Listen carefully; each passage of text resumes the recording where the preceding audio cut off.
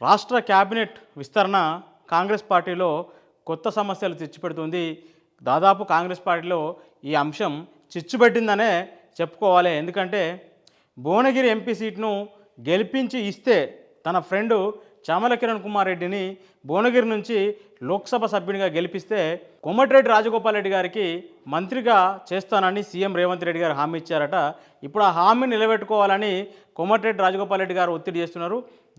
ఈ క్రమంలోనే ఆయనకు క్యాబినెట్లో చోటు కల్పించబోతున్నారు.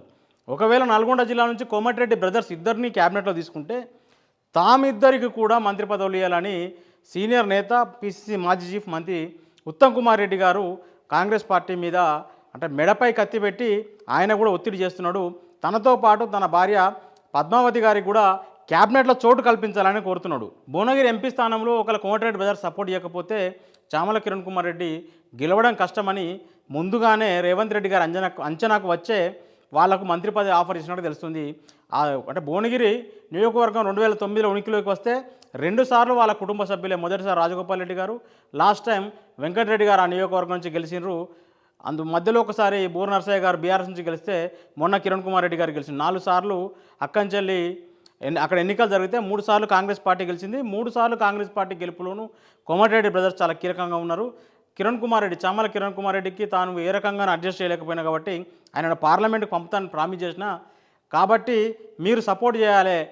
ఈ క్రమంలోనే తనతో పాటు రాష్ట్రానికి ముఖ్యమంత్రిగా నాయకత్వం వహించే అంటే స్టేచర్ ఎవరికైనా ఉంది కాంగ్రెస్ పార్టీలో అంటే అది కోమటిరెడ్డి వెంకటరెడ్డి గారికే అని రేవంత్ రెడ్డి గారు అక్కడ ఎన్నికల ప్రచారంలో చెప్పినారు.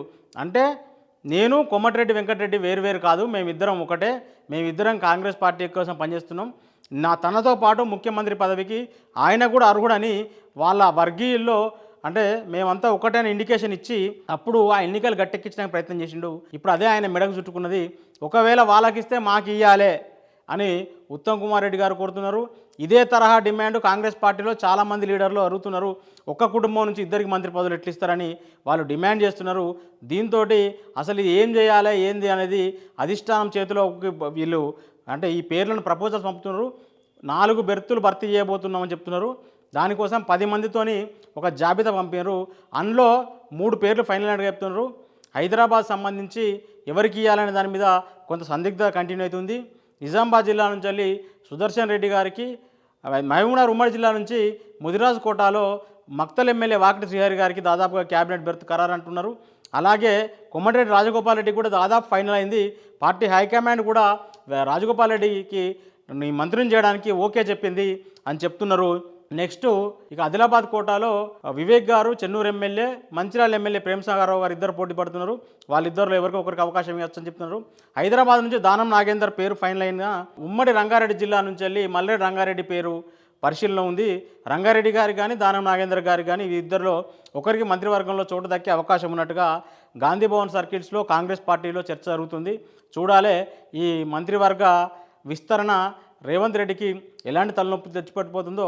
అలాగే నిజామాబాద్ నుంచి ఎమ్మెల్సీగా ఉన్న రేవంత్ రెడ్డి గారి సన్నిహితుడు మహేష్ కుమార్ గౌడ్ గారికి దాదాపు పిసిసి చీఫ్ ఖరారైంది. ఆయన నిన్న ఏఐసిసి చీఫ్ మల్లికార్జున ఖర్గే గారిని కూడా కలిసినారు.